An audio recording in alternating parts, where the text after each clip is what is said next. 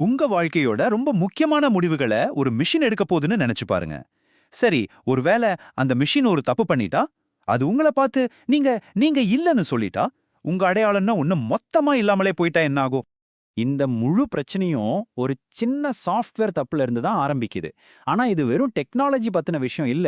இது ஒரு மனுஷனோட வாழ்க்கையே தலைகீழா புரட்டி போட்ட ஒரு கதை. இந்த கேள்வியை மட்டும் ஒரு நிமிஷம் யோசிச்சு பாருங்களேன். ஒரு மிஷின், ஒரு கோட், நீங்க யாருன்னு முடிவு பண்ணுது. ஆனா அது தப்பா முடிவு பண்ணிட்டா, அப்போ என்ன ஆகும்? இது ஏதோ சயின்ஸ் ஃபிக்ஷன் படத்துல வர்ற மாதிரி ரொம்ப தூரத்துல நடக்க போற விஷயம்னு நினைக்காதீங்க. இல்லவே இல்ல. இது இப்போ இந்த நிமிஷம் நம்மள சுத்தி நடந்துட்டு இருக்கு.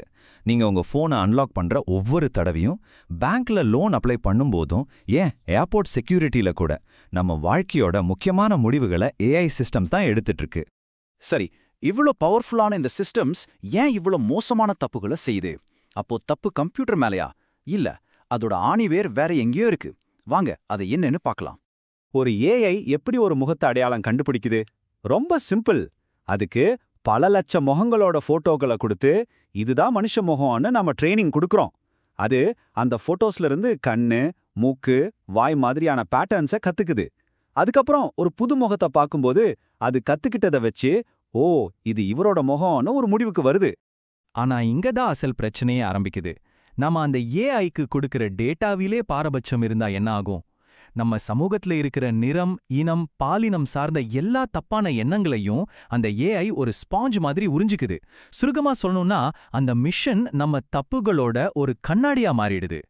இந்த பாரபட்சத்தோட விளைவு எவ்ளோ பயங்கரமானதுன்னு தெரிஞ்சுக்க இந்த ஒரு ஆய்வு போதும். எம்ஐடில பண்ண ஒரு ரிசர்ச் படி, வெளிர் நிற ஆண்களை அடையாளம் கண்டுபிடிக்கிறதுல வர்ற தப்பு வெறும் 0.8% தான். ஆனா அதே இது கருமை நிற பெண்களோட முகமா இருந்தா அந்த தப்போட அளவு என்ன தெரியுமா? 34.7%. நம்ப முடியுதா? அதாவது கிட்டத்தட்ட 3ல ஒரு தடவை அந்த டெக்னாலஜி தோத்து போகுது.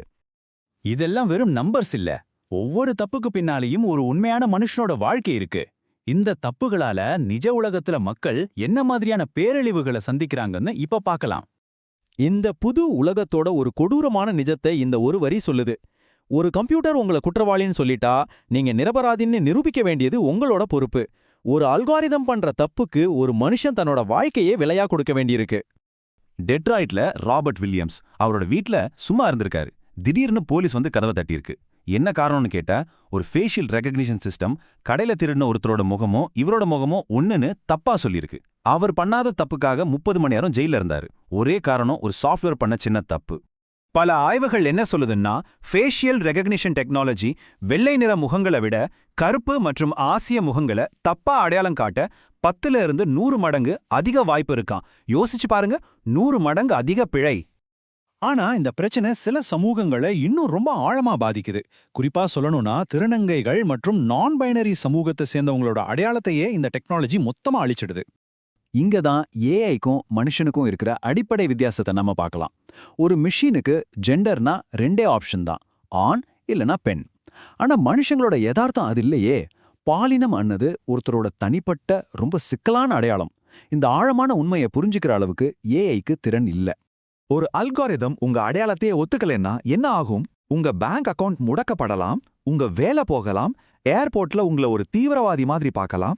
எல்லாத்துக்கும் மேல ரொம்ப மோசமா, உங்க சம்மதம் இல்லாம உங்க பாலின அடையாளத்தை வெளிப்படுத்தி அதனால நீங்க வன்முறைக்கு கூட ஆளாகலாம்.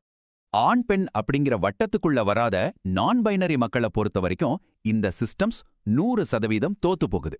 ஆமா, 100%. ஒவ்வொரு தடவையும் டிஜிட்டல் உலகத்துல அவங்க இருக்கிறதையே இது மொத்தமா அழிக்குது. ஆனா இந்த அல்காரிதம் பாகுபாட்டுக்கு எதிரா மக்கள் சும்மா இல்ல.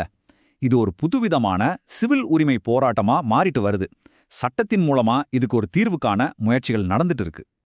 இந்த போராட்டத்தோட மையப்புள்ளி டிஸ்பாரட் இம்பாக்ட் அப்படிங்கிற ஒரு சட்ட கருத்து தான். இதோட அர்த்தம் என்னன்னா, ஒரு ஏஐ வேணும்னே தப்பு பண்ணலனாலும் பரவாயில்ல, அதோட முடிவுகளால ஒரு குறிப்பிட்ட சமூகம் மட்டும் மத்தவங்களை விட அதிகமா பாதிக்கப்பட்டா அது சட்டப்படி தப்பு தான்.